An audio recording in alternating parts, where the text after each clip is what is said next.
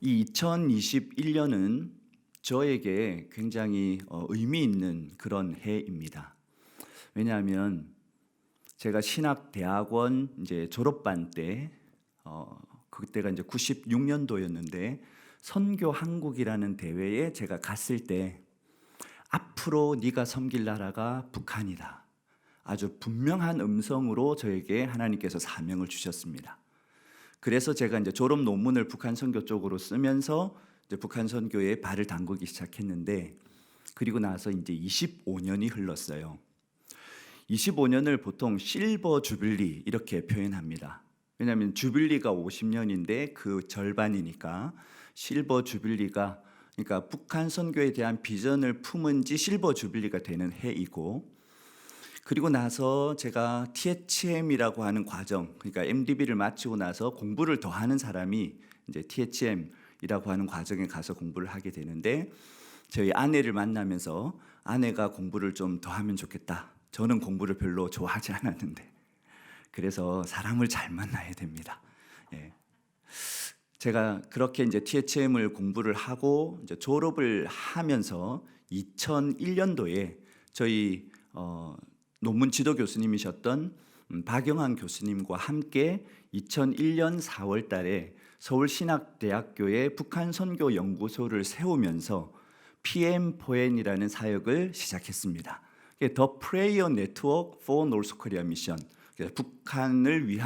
북한 선교를 위한 중보기도 네트워크라고 하는 이름으로 제일 큰 일이 뭐였냐면, 매일매일 북한을 위해서 기도할 수 있는 기도 제목을 일지를 만들어 가지고 그때 한 200부 정도를 만들어서 보내 가지고 매일매일 북한을 위해서 한 문장이라도 기도할 수 있도록 이끄는 일을 시작한 게 2001년 4월이었고, 그리고 나서 20년이라는 시간이 흘렀습니다. 그 20년 동안 이제 방법은 많이 달라졌죠. PM4N 기도 일지, 그 다음에는 이제 북한 사랑, 그리고 통일 코리아라고 하는 이름으로 계속 기도 제목과 말씀 묵상을 이렇게 나누다가, 지금은 이제 PM4N 블로그, 네이버의 블로그를 통해서 매일매일 북한에 대한, 또 통일에 대한, 우리 한국 교회에 대한 기도 제목을 나누고 있는 사역을 감당하고 있습니다. 이게 이제 20년째 된 사역이에요. 그리고 올해 주빌리가 시작된 지 또 10년이 되는 그런 해이기도 합니다. 저는 이제 여러 가지로 굉장히 중요한 해를 지금 맞이하였는데, 어찌되었든 하나님께서 이 20년이라고 하는 세월 동안 기도하는 동안에 제게 주셨던 마음은 바로 이것입니다. 북한이 어떻게 변하는가가 중요한 게 아니라 하나님의 백성이 있고 기도하는 한국 교회가 어떻게 변하는가, 이것이 열쇠다라고 하는 것입니다. 하나님께서 북한의 문을 열으시고 남북 간의 복음 통일을 이루시고 남과 북이 손에 손을 잡고 열방을 향해 나아가게 하기 위해서는 한국 교회가 지금 이 모습으로는 안 된다. 왜냐하면 제가 THM 논문을 쓰면서 북한 선교의 역사를 한번 정리를 했는데, 그 정리 가운데 가장 마음 아팠던 것이 뭐냐면, 각 시대마다 한국 교회가 북한을 보는 관점이나 아니면 북한 선교를 접근하는 방법 때문에 서로 분열하고 싸우고 막 서로 이간질시키고, 그런 모습들이 너무너무 가슴이 많이 아팠습니다. 그러면서 예수 그리스도 안에 하나라고 하는 교회조차도 하나 되지 못하면서 무슨 남과 북을 복음으로 하나 되게 할 수 있겠는가? 이게 하나님께서 저에게 주셨던 문제 제기였고, 저는 그것을 위해서 우리 한국 교회가 하나 되게 하는 일, 특별히 북한 선교를 위해서, 통일 선교를 위해서 한국 교회가 하나 되는 일에 제가 모든 것을 바치겠습니다. 그렇게 이제 시작을 해서 주빌리 통일국 기도회가 2011년 3월 3일에 생겼을 때 이것이 하나님께 주시는 마지막 기회다. 왜냐하면 그 이전에 80년대와 90년대에 한국 교회가 정말로 북한 선교를 위해서 초교파적으로 하나 될 수 있는 기회를 이미 2번 하나님이 허락해 주셨었어요.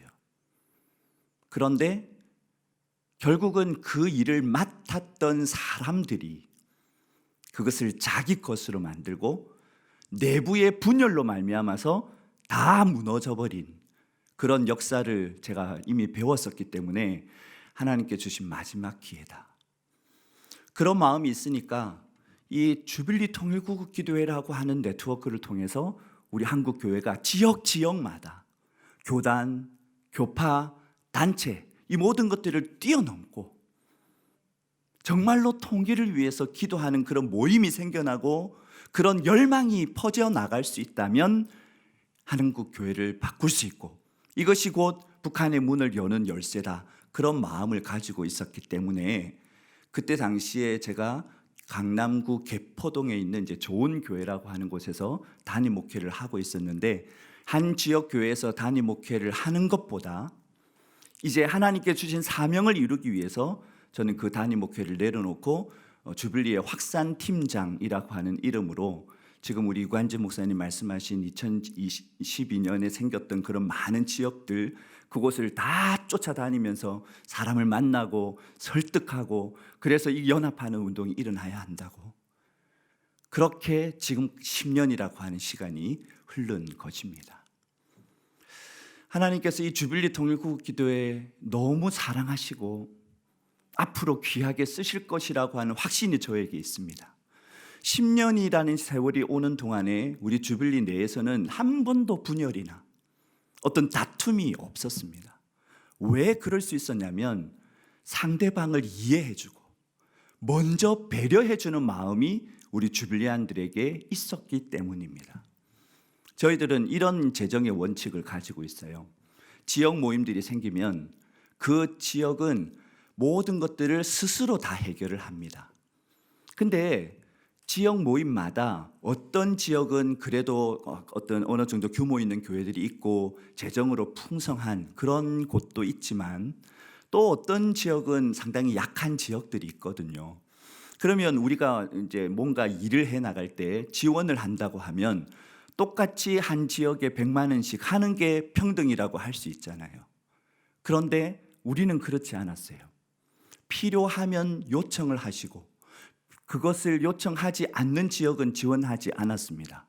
그런데 대부분의 지역에서 우리는 스스로 할 수 있으니까 약한 지역을 더 도와주십시오. 이런 부분에 대해서 불만을 제기하거나 왜 우리한테 이렇게 하느냐라고 하는 이야기를 한 그런 경우가 전혀 없었습니다. 이것이 성숙함 아니겠습니까? 이런 성숙함이 우리 주빌리의 정신인 것이죠. 연합을 하려면 내가 손해보지 않고는 연합이 될 수가 없는 것이죠. 저는 그런 의미에서 오늘 읽었던 이 본문을 가지고 우리 주빌리 네트워크뿐만 아니라 우리 한국 교회가 무엇을 극복하고 무엇을 갖출 때 진짜 평화적인 복음 통일을 하나님께서 우리에게 선물로 주실 것인지에 대해서 말씀을 통해서 함께 나누고자 합니다. 말씀을 나누기 전에 제가 두 가지 택시 예화를 들겠습니다. 제가 이제 강의를 가면 서두에 이 예화를 많이 쓰는데요. 첫 번째 예화는 한평생 경상도에서만 사시던 한 할머니가 계셨는데 이 할머니가 손주 결혼식 때문에 어쩔 수 없이 혼자 서울을 오게 되셨어요. 서울에 와서 고속버스 터미널에 내려가지고 택시를 탁 탔는데 택시 기사 아저씨가 아주 친절하게 들어보면서 이렇게 물어봤습니다. 어디 가시나요?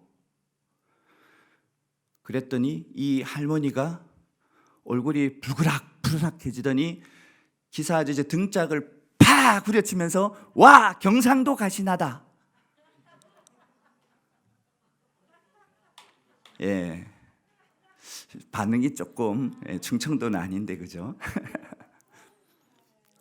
가시나가 경상도에서는 여자를 낮추어서 부르는 말이잖아요. 남자는 머스마 그러고. 그러니까 이 할머니가 자기가 이제 시골에서 올라왔다고 이 기사 아저씨가 자기를 놀리는 걸로 이제 오해를 하신 거죠. 두 번째 택시 예화가 있습니다. 이분은 평생 전라도에서 택시 운전을 하시던 기사 아저씨였는데 어느 날 택시를 탁 탔어요. 근데 이제 이분이 그 기사 아저씨가 어떤 한 손님을 이제 태우게 됩니다. 근데 이 손님은 어떤 특징이 있는 손님이냐면 건망증이 굉장히 심한 손님이셨어요. 이분이 가다가 기사 양반, 내가 어디를 가자 그랬지요? 그렇게 물어보는 거예요. 근데 이 기사 아저씨가 뒤로 딱 보면서 한 말이 뭔지 아세요? 손님 언제 타버렸어요? 자, 이 뒤에 지금 손님이 타고 있는지도 모르고 택시를 운전하고 있는 기사 아저씨 같은. 저는 이 두 가지 예화에 두 가지 키워드를 좀 말씀드리고 싶은데, 하나는 오해이고요, 또 하나는 건망증입니다. 저는 우리 한국 교회가 이 오해와 건망증이라고 하는 두 가지를 극복하면 한국 교회 안에 정말로 평화적인 복음 통일을 이룰 수 있는 능력이 생겨나지 않을까. 저는 이 오해를 극복하기 위한 능력이 공감 능력이라고 생각하고, 망각증, 이 건망증을 극복할 수 있는 것이 역사의식, 시대정신이라고 생각하는 것입니다. 그런데 그 두 가지를 다 갖추고 있는 사람이 바로 요셉이라는 사람이에요. 그래서 저는 이제 강의를 할 때 통일을 위한 리더십을 이야기할 때 꼭 요셉을 이야기해 줍니다. 오늘 우리 첫 번째 읽었던 본문 15절을 우리 같이 한번 다시 읽어볼까요? 15절입니다. 시작. 요셉의 형제들이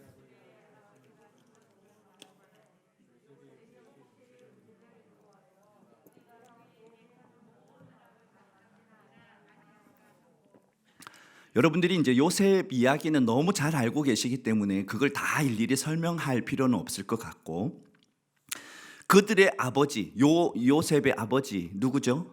야곱이지요. 이 야곱이 요셉이 죽은 줄 알고 상심에 있다가 요셉이 어디에 살아 있어요? 애굽에 살아 있다는 이야기를 듣고 다 식구들을 데리고 애굽에 지금 내려와서 살았습니다. 그러다가 하나님의 부르심을 받았어요.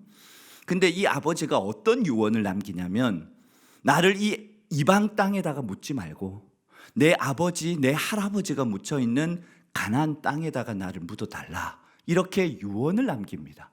그래서 그 유언이 그대로 이루어지지요. 많은 애굽 사람이 가나안 땅에 가서 장사를 지내고 다시 집으로 돌아왔습니다. 근데 이 돌아오고 나서 마음이 불편한 사람들이 있는 거예요. 누구예요? 요셉의 형들이었습니다. 왜 불편했을까요? 그래도 지금 애굽에 와가지고 서로 화해를 했잖아요. 처음에 그 애굽에서 식량을 구하기 위해서 형들이 왔다가 요셉이 요셉인 것을 깨달았을 때 죽을 죄를 졌습니다 했을 때 요셉이 이미 그들을 용서해 줬어요. 당신들이 나를 이곳에 보내었다고 한탄하지 마십시오. 나를 이곳에 보낸 건 당신들이 아니라 누구시라고요? 하나님이십니다. 그렇게 분명하게 화해를 선포하고 용서를 해줬는데, 이게 아버지가 돌아오시면서 돌아가시고 장사를 지내고 돌아오는 길이 어떤 길입니까? 요셉이 팔려온 길인 거예요. 이 요셉이 그때 우리가 했던 일들을 생각하고 이제 아버지도 안 계시겠다, 보복하기로 결정하면 자기들이 그걸 막아낼 수 있는 방법이 전혀 없다는 것에 두려운 마음이 확 들어온 거예요. 그래가지고 요셉에게 사람을 보냅니다. 뭐라고 이야기하게 하죠? 우리 16절, 17절 같이 읽어보겠습니다. 시작. 요셉에게 말을 전하여 이르되 당신의 아버지가 돌아가시기 전에 명령하여 이르시기를, 너희는 이같이 요셉에게 이르라. 내 형들이 내게 악을 행하였을지라도 이제 바라건대 그들의 허물과 죄를 용서하라 하셨나니, 당신 아버지의 하나님의 종들인 우리 죄를 이제 용서하소서 하매, 요셉이 그들이 그에게 하는 말을 들을 때에 울었더라. 뭐라고 이야기했다고요? 아버지가 돌아가시기 전에 이렇게 이야기했다고 하는 거예요. 저는 이게 거짓말이라고 생각해요. 왜냐하면 아버지 야곱은 요셉이 이렇게 이야기하지 않을 거라고 하는 걸 분명하게 알고 있었다고 믿기 때문에. 근데 형들은 두려우니까 아버지 핑계를 대고 우리가 당신에게 악을 행했습니다. 하지만 아버지를 보고 용서해 주십시오. 한 번 더 그렇게 애걸하는 모습을 보고 있는 것이죠. 그런데 이 말을 들을 때에 요셉의 반응이 뭐예요? 그에게 하는 말을 들을 때에 어떻게 했다고요? 울었더라, 이렇게 나와요. 울었더라. 저는 이 요셉의 눈물, 울었다라고 하는 이걸 딱 보면서 그렇지, 요셉의 삶은 전반전과 후반전이 있다고 생각할 수 있어요. 가나안 땅에서 형제들과 함께 살아가면서 그렇게 살았던 시간이 있고, 그 다음에 팔려와 가지고 정말 고생했던 시간들이 있죠. 30세까지. 그 다음에 30세에 애굽의 총리가 되어가지고 많은 사람을 살리는 역할을 하게 되잖아요. 그러면 전반전과 후반전을 이야기할 때 요셉이 진짜 눈물을 흘리고 아파해야 되는 때는 언제죠? 전반전이에요, 후반전이에요? 사실 전반전에는 진짜 어려운 일이 많았고, 그래도 후반전에는 인정받는 애굽 다음의 통치자니까 막 울만한 일이 별로 없잖아요. 그런데 참으로 놀랍게 요셉의 이야기에서 앞에 힘들고 어려웠던 그 시절에 울었다는 표현은 전혀 안 나와요. 언제 눈물의 이야기가 나오냐면 동생 베냐민을 만났을 때. 자기가 형이라고 이야기할 수는 없지만 그 얼굴을 보았을 때 눈물이 터지기 시작합니다. 다시 형제들을 만나고 아버지를 만나고, 그리고 지금 형제들이 자기가 분명히 용서해 줬음에도 불구하고 또 그 죄의식 때문에 거짓말까지 해가면서 하는 형제들의 모습을 보면서 다시 한번 눈물을 흘리는 거예요. 이 눈물은 자기가 얼마나 힘들고 어려운 시간을 보냈는가라고 하는 회한의 눈물이 아니라 진정한 용서와 진정한 화해의 눈물인 것입니다. 어떻게 요셉이 그렇게 할 수 있었을까? 저는 요셉이 가지고 있었던 그 공감 능력이라고 봐요. 이 형들이 자기에게 그렇게 악을 행했지만 그럼에도 불구하고 그 형들이 가지고 있는 그 죄의식, 그래서 거짓말을 할 수밖에 없는 그들의 입장을 이해하고 공감했기 때문에 눈물을 흘리고, 그 다음에 형제들이 직접 찾아와 가지고 똑같은 말을 다시 할 때, 그렇습니다, 당신들이 나를 이곳에 보낸 게 아니라 하나님이 이곳에 보내셨고 그것은 많은 사람을 살리기 위한 목적을 가진 것입니다. 이렇게 분명하게 이야기해 줄 수 있는 거예요. 여러분, 그리스도인이 갖춰야 할 것이 신앙적인 어떤 열심과 하나님을 사랑하는 마음이 갖추어지면 그 다음 단계에서 이것은 무엇으로 흘러가야 하면 우리가 내 이웃과 함께 살아가는 평화, 사랑, 그래서 어떤 다른 사람들보다도 더 큰 공감 능력을 가지고 상대방의 입장에서 생각해 줄 수 있는 그것이 성숙한 그리스도인인 거잖아요. 근데 우리 한국 교회 안에 이 공감 능력이 얼마나 떨어져 있는가, 얼마나 형편없는가, 이것을 저는 이 코로나 사태로 다 드러났다고 생각해요. 일반 사람들보다 하나님이 있는지도 모르고 예수님에 대해서 전혀 모르는 어떤 사람들과 비교했을 때 우리 그리스도인들이 분명히 우리 하나님을 믿고 있고 하나님이 모든 것을 통치하신다는 걸 알고 하나님이 나를 지키신다는 걸 알면 우리 마음속에 뭐가 생겨야 돼요? 평안함이 있어야 되잖아요. 관용이 있어야 되잖아요. 마음에 넉넉함이 있어야 되잖아요. 그런데 왜 그런 것이 없이 조그만 일 가지고 서로 다투고 남의 일인데 그걸 막 진짜 하이에나처럼 물어뜯고, 이런 일들이 우리 한국 교회 안에 얼마나 비일비재했습니까? 이것이 고쳐지지 않는 한 이 공감 능력이 예수 그리스도의 보혈로 부어지지 않는 한 우리는 통일할 자격이 없다고 생각하는 거예요. 왜? 우리는 동서독의 통일에서 보았듯이 약한 자가 강한 자에게 먹히면요, 어떻게 돼요? 2등 국민 될 수밖에 없는 거예요. 근데 우리는 전쟁을 했잖아요. 원수였잖아요. 우리 지금 한국 내에 있는 조금 사회주의 사상이나 이런 것들 이야기하면 종북 좌빨이라고 공격하는 그분들이 평생 동안 주체 사상에 물들어 있었던 북한 주민들 만났을 때 지금은 뭐 북한 주민들을 해방시켜야 되고 구원해야 되고 뭐 북한 주민들 이야기하면서 뭐 떠들고 있지만 실질적으로 그들을 만나가지고 만약에 그 사람들이 아직까지 김일성을 찬양하고 하고 있을 때 그 사람 품어낼 수 있겠습니까? 어떻게 우리가 그런 공감 능력 없이 사람과 사람의 통일을 이루어낼 수 있겠습니까? 10년을 우리가 주빌리 통일국기도라고 하는 이름으로 기도해 왔는데 그 기도를 통해서 하나님 아버지의 마음이 부어졌으면 적어도 마음이 더 넓어지고 나하고 다른 생각을 가지고 있는 사람들도 충분히 품어낼 수 있고 나를 해코지하고 나에게 실망시키는 일을 하는 사람이라도 그래도 용서해주고 그래도 화해하려고 노력하고 이게 바로 주빌리안 아닙니까? 이런 주빌리안들이 우리 한국 교회 안에 더 많이 드러났을 때 그제서야 하나님께서는 북한의 문을 열어주실 거라고 저는 믿습니다. 그래서 저는 우리 한국 사회 안에 우리 광역 도시에 이제 군까지 하면 너무 많아지고 시 있잖아요. 시. 그다음에 군. 이걸 다 합하면 한 170개 정도가 되더라고요. 하나님 이 170개의 시군에 우리 주빌리 통일국기도회가 다 생겨가지고 하나님이 이런 마음을 더 많이 부어주시고 우리 한국 사회 안에 한국 교회 안에 확장될 수 있도록 도와주십시오. 그러면 이 통일의 날이 더 앞당겨지지 않겠습니까? 그런 기도가 매일 나와요. 여러분도 함께 기도해 주시기 바랍니다.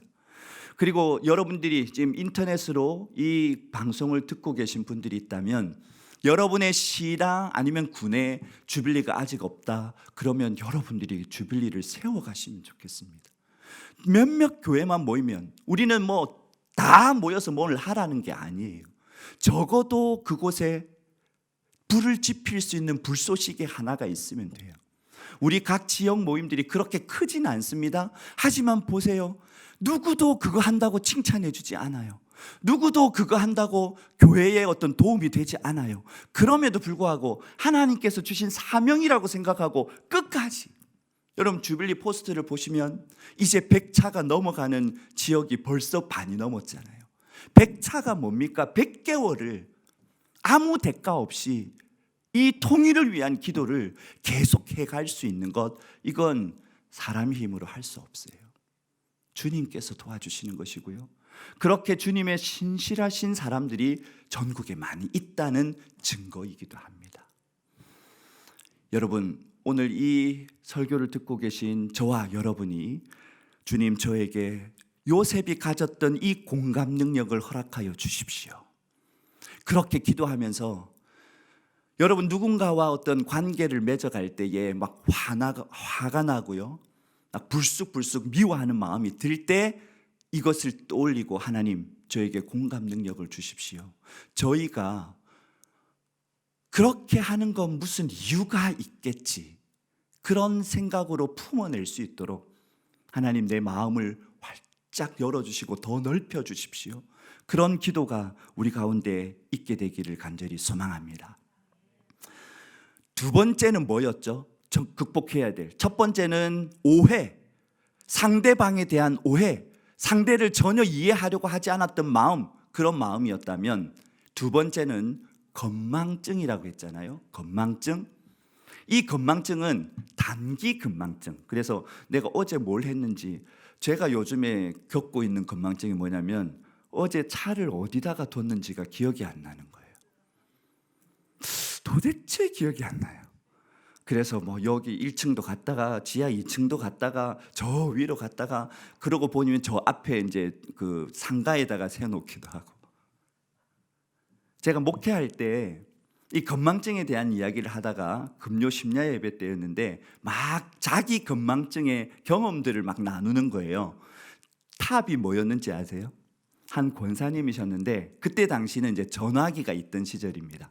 다리미질을 이렇게 촥 하고 있었는데 따르릉 하고 전화가 온 거예요. 어떻게 하셨을까요? 다리미를 들고 여보세요 하다가 뜨거. 그래가지고 아이고 막 이래서 약국을 가가지고 이야기를 했는데, 아니 어쩌다가 그러셨어요. 그 이야기를 해줬더니 약사가 약은 안 주고 웃기만 하더라고. 그분 이야기가 답이었어요. 단기적으로 기억이 안 나는 이런 거는 뭐 어쩔 수가 없잖아요. 그런데 우리 그리스도인은 영원하신 하나님이 아버지인 사람들입니다. 그러면 적어도 역사를 보는 눈이 있어야 될 거 아니에요. 하나님 아들인데. 그렇지 않습니까?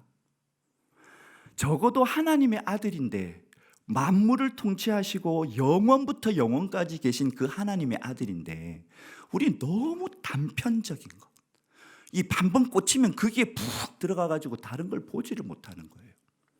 역사를 볼 줄 알고 시대를 볼 줄 아는 눈이 열려야 진짜 그리스도인이고, 그런 사람들이 더 많아졌을 때 이 민족의 통일이 오게 될 줄로 믿습니다. 요셉은요, 어떤 역사의식을 가졌는지 제가 한번 보여드릴게요. 자, 우리 24절을 같이 한번 읽어보겠습니다. 24절, 25절까지 연결해서 같이 읽어볼게요. 시작.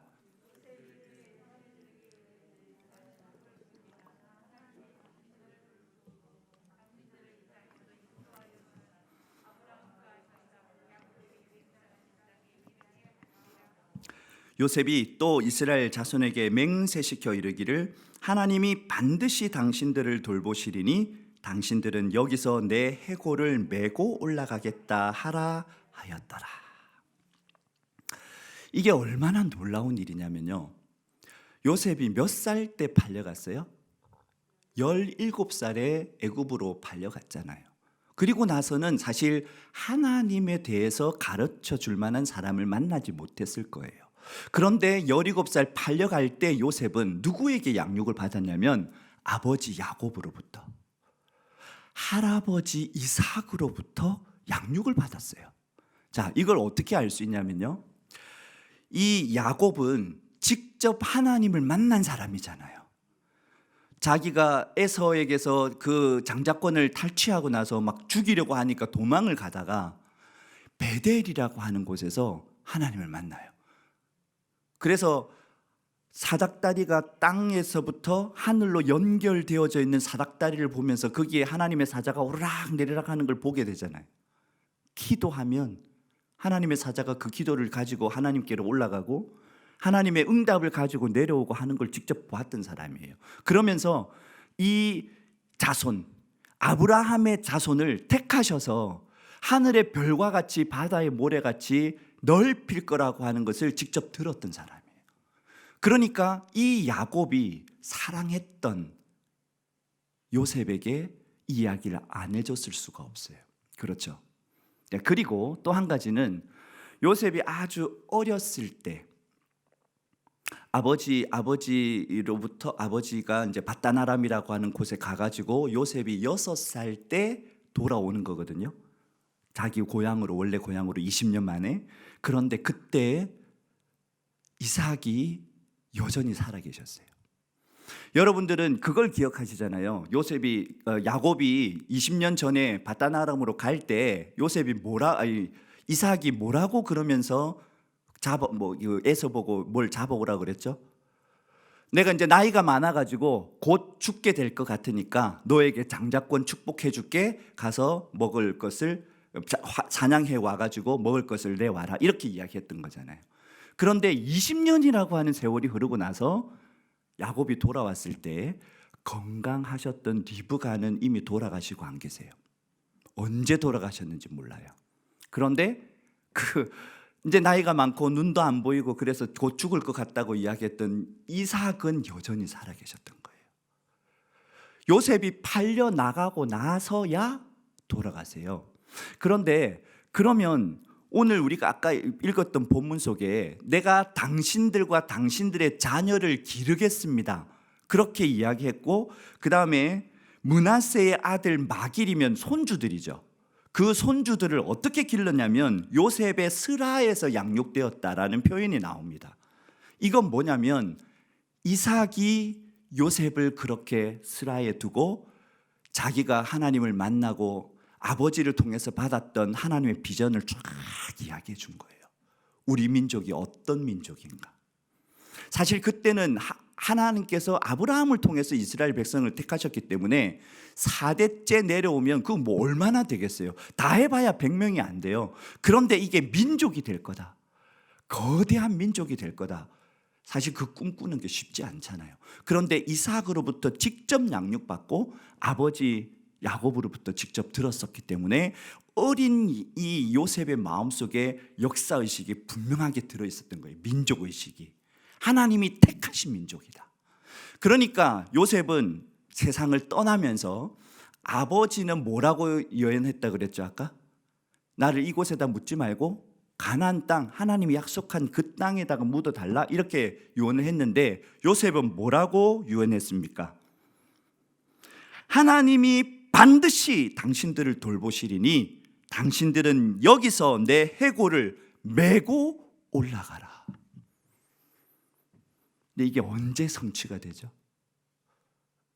여러분 잘 아시다시피 430년이라고 하는 종생활이 쫙 지나고 나서 모세라는 지도자가 일어나가지고 출애굽을 할 때, 그때 모세가 이 요셉의 유고를 챙겨서 떠납니다. 그게 출애굽기 13장 19절에 나오는 이야기예요.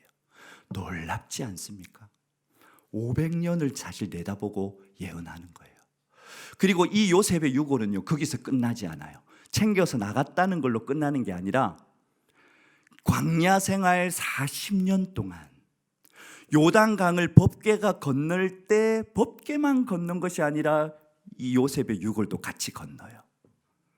여리고 성 전투를 할 때에도, 또 그 다음 전투도, 모든 그 땅을 다 차지하는 전투 동안에 요셉 유골은 이 요셉 지파와 함께 움직이고 있는 거예요. 그러다가 나중에 요셉 지파가 차지한 땅, 그 땅에 이 유골이 안장이 됩니다. 에브라임의 땅이죠. 그게 우리가 지금 여호수아 프로젝트를 이렇게 진행하고 있는데 여호수아 마지막 장에, 제일 마지막 장에 그 이야기가 나오는 거예요. 여호수아 24장 32절에. 요셉이 정말 어느 정도의 역사의식과 민족의식을 가졌는지를 우리가 알 수 있죠. 근데 참 놀라운 것은 이 땅, 요셉이 묻힌 이 땅이 나중에 신약 시대에 와가지고요, 어떤 역할을 하게 되냐면, 예수님이 요한복음 4장에 유대 땅으로 오셨다가 갈릴리로 갈 때 어디를 가야 되겠다고 하시죠? 사마리아를 거쳐가야 하겠는지라, 그렇게 나오고, 사마리아 땅으로 들어가가지고 수가라고 하는 성에서 한 여자를 만납니다. 근데 그곳이 어떤 곳이냐면 바로 이 요셉의 유골이 안장된 지역이에요. 사마리아와 유대가 그때 당시에 어떤 모습이었죠? 서로 상종하지도 않는 모습이었잖아요. 그리고 그것을 깨기 위해서 예수님은 그 땅에 들어가서 복음을 전하셨고, 예수님 때문에 예수 믿는 사람들이, 믿는 자들이 생겨났죠. 그리고 나서 나중에 초대교회가 생겨나고 빌립 집사님이 사마리아 성에 들어갔을 때에 그곳에서 놀라운 일이 일어나요. 사마리아 사람들에게 성령이 임하시는 거예요. 그렇게 성령이 임하시니까 더 이상 예루살렘과 사마리아가 나누어져 있지 않고 성령 안에서 온전히 하나가 되어져서, 그 다음에 사도행전 15장에 보면 이 사마리아 사람들을 뭐라고 표현하냐면 형제라고 표현하는 거예요. 여러분, 우리가 성경을 볼 때에 이 남과 북이 분단되었다가 사마리아와 예루살렘으로 완전히 서로 등을 돌렸다가 다시 하나가 되는 건 성령님의 역사밖에 없잖아요.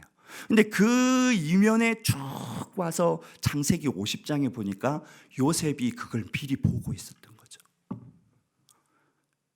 우리 그리스도인은 적어도 이런 역사의식을 가져야 한다고 믿습니다. 단편적으로 내가 아는 것 거기에 함몰돼 가지고요, 내 생각만 이야기하는 것은 우리 그리스도인의 자세가 아닌 거예요. 지난 시간에 우리 정진호 교수님이 우리가 오해하고 있는 것들에 대해서 상당히 많이 풀어주셨어요. 우리는 이념 대결이라고 하는 실제적으로 우리의 삶 가운데 정말 큰 어려움들, 또 어떻게 보면 그게 있었기 때문에 우리가 이겨낼 수 있었지만 과거에 매여가지고 여전히 그 이념 대결 속에 우리가 갇혀 있다면 우리는 시대 정신을 볼 수가 없고 역사를 보는 사람이 아닌 거예요. 그 이전도 봐야죠. 미래도 봐야죠. 우리 그리스도인들이 보지 않으면 누가 보겠습니까? 이제는 우리 한국 교회가 이런 역사의식, 시대 정신이 무엇인지 더 분명하게 깨닫고 이 사회를 선도해 나가야 함에도 불구하고 지금도 이 퇴행적인 역사를 계속해서 반복하고 하는 건 보수 정치권과 교회밖에 없는 거예요. 지금 이 시대 상황. 우리는 이것을 진짜 회개하고 우리 발에서 신을 벗어야 합니다. 정말로 하나님께서 원하시는 것이 무엇인지를 성경 속에서 찾고 이 성경에서 말씀하시는 내용대로 우리가 살아가기 위해서 몸부림치면서 노력해야 하는 거예요. 왜냐하면 우리의 본성은 이기적이에요. 우리의 죄성은 나 중심적이에요. 복음은 나로부터 돌이켜서 남을 보게 하는 게 복음이에요. 십자가는 내가 죽어서 남을 살리는 정신이 십자가예요. 야, 그렇게 해가지고는 우리가 이 땅에서 살아갈 수가 없어. 누가 그렇게 이야기합니까? 이 사람이 용서를 할 수가 없어. 왜? 용서를 빌지를 않는데, 잘못을 인정을 안 하는데 어떻게 용서하냐고요? 예수님은 우리가 잘못을 지었다고 이야기했기 때문에 우리를 위해 십자가에서 죽으셨습니까? 우리가 죄인 되었을 때에 우리를 위해 십자가에서 죽으셨고, 우리가 원수 되었을 때에 우리를 위해 십자가 죽으심으로 하나님의 사랑을 확증하셨다 그랬잖아요. 그런데 왜 우리는 여전히 그 미움의 마음을 가지고 남의 생각은 전혀 하지도 않고 저 북한 땅, 북한 정권 무너지기만을 이야기하고 있냐고요. 객관적으로 북한 정권 무너진다고 이 땅에 통일이 오는 게 아니라고요. 왜 그걸 10년을 우리가 기도했는데도 그걸 모르고 여전히 북한에 대해서 부정적이고 망해야 된다고 이야기하고 우리의 허물과 죄는 보지 못하면서 우리가 먼저 진짜 회개하고 주님 앞에 바로 서면 하나님께서 북한의 문제를 해결해 주시는 것, 이게 순리라고 저는 믿습니다. 우리가 더 그런 마음으로 기도했으면 좋겠습니다. 하나님, 요셉이 가지고 있었던 그 공감 능력과 정말로 500년을 내다보고 신약 시대까지 내다볼 수 있는 그런 역사의식과 시대 정신을 볼 수 있는 안목이 우리 한국 교회에게, 우리 목회자들과 평신도 지도자들에게 부어질 수 있도록 주님 도와주시옵소서. 이 기도를 통해서 우리 주빌리안들이 먼저 하나님, 내가 나를 해코지 하는 사람도 품을 수 있는 넓은 마음을 가지게 해주십시오. 주님, 제가 정말로 너무 좁은 시각을 가질 것이 아니라 하나님의 그 영원이라고 하는 시간 가운데 과거, 현재, 미래를 동시에 보고 정말로 미래적으로 볼 때 무엇이 이 시대에 필요한지를 볼 수 있는 시대 정신이 우리 가운데 있게 하여 주시옵소서. 그런 기도가 우리 가운데 더 풍성해져서 결국 우리 각국 교회의 힘으로, 우리 한국 교회의 선도함을 통해서 복음적 평화 통일이 이 땅에 오게 될 그날을 향해 달려가게 되기를 예수님의 이름으로 간절히 축복합니다. 기도하겠습니다. 하나님 아버지, 천지 만물을 창조하시고 지금도 그 만물을 다스리시는 하나님이 우리의 아버지이신데 우리가 무엇을 그렇게 두려워하며 이 정부가 어떻게 교회를 무너뜨린다고 이야기할 수 있습니까? 주님, 하나님, 이 어두워지는 세상, 정말로 더 타락하는 세상 속에서 진짜 문제는 빛을 발해야 되는 등불의 빛이 사라지는 것이고, 짠맛을 내어야 하는 소금이 그 맛을 잃어버리는 것이 진짜 위기라고 하는 사실을 우리가 깨닫고, 우리 한국 교회 안에 진정한 회개가 일어나게 하여 주시옵소서. 우리의 발에서 신을 벗어버리고 옛 패러다임과 옛 생각들, 옛 사람을 다 벗어버리며 오직 성령의 새로운 사람을 옷 입을 수 있도록 주님 역사하여 주시옵소서. 요셉이 가지고 있었던 그 공감 능력과 이 시대 정신을 꿰뚫어 볼 수 있는 그 역사의식이 우리 한국교회 모든 목회자들과 성도들에게 부어질 수 있도록 주님 역사하여 주시옵소서. 감사드리며 우리 주 예수 그리스도의 이름으로 기도드리옵나이다. 아멘.